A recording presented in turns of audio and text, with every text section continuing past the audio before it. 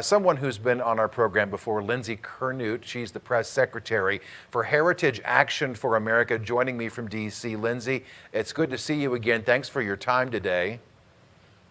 Yeah, great to be with you. Thanks for having me. So you heard Steny Hoyer's comments there, and talk to me a little bit about what Heritage has been doing to kind of combat this narrative from the Democratic side right now in terms of the upcoming elections in 2022 being illegitimate if we don't pass that voting rights legislation. Yeah, well, Heritage Action is calling out what's happening in DC. We're letting the American people know what's really going on with Democrats and these lies that they're really feeding to the American people now. The Americans, we all saw Biden during his press conference cast doubt over the 2022 election if those election takeover bills weren't passed. And now there's many other Democrat leaders, Steny Hoyer just recently, who agrees with Biden.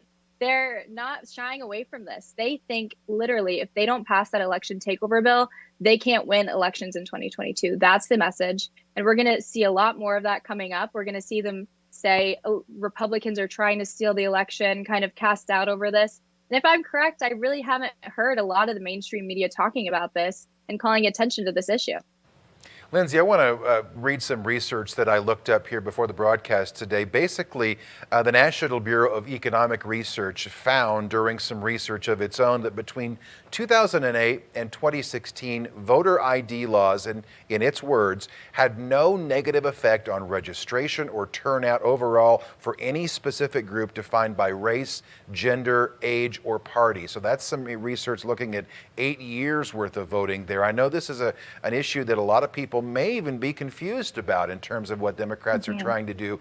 Talk about your reaction to that research and those numbers I just put out there and what the party is trying to do to kind of jam this through right now in our country. Well, look, voter ID is extremely popular. Poll after poll shows 75%, 80% of all Americans supporting it.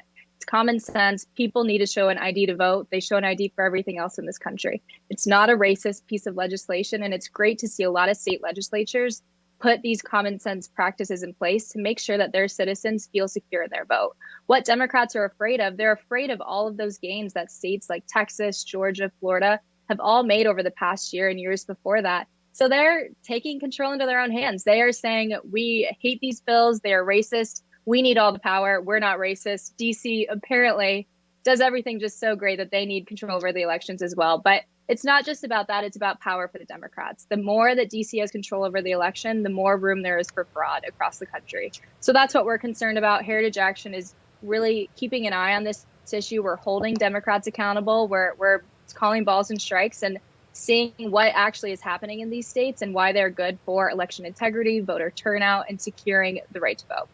Lindsey, we know Democrats are trying to kind of change those filibuster rules right now to jam through this voting rights legislation ahead of the midterms in 2022. I know Heritage Action is citing some polled numbers as you all try to combat that messaging from Democrats. And in fact, you all sent me some polling that suggests 76% of Americans support voter ID, but just 19% support eliminating the filibuster.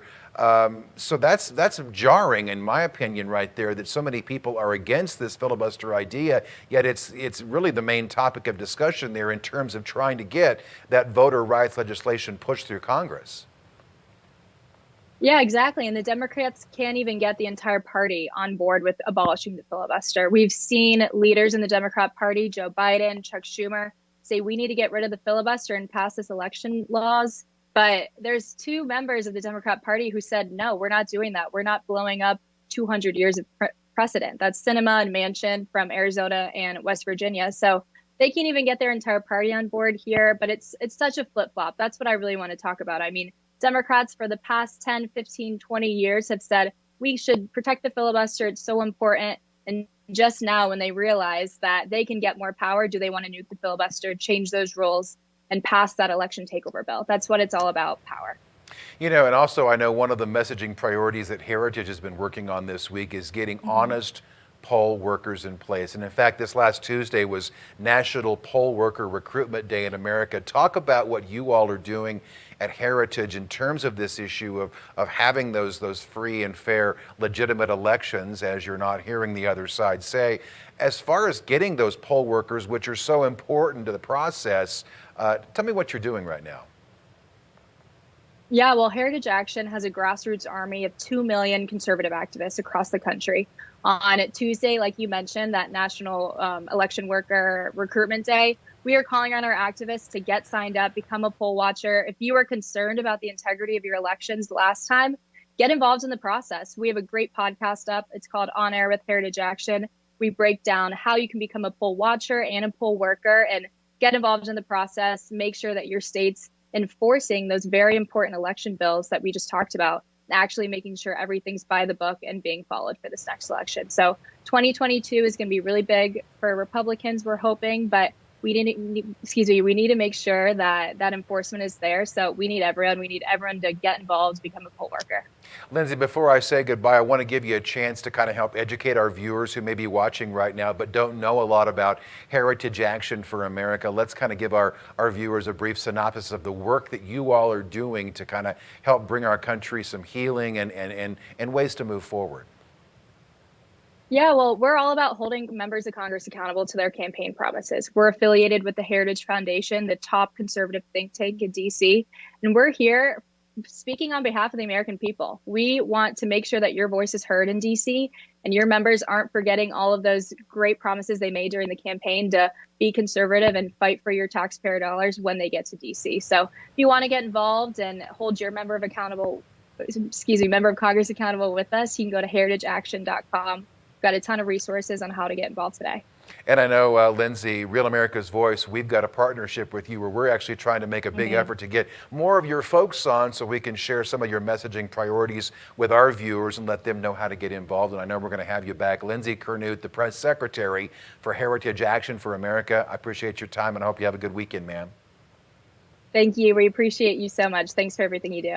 Okay, thanks so much. After the break,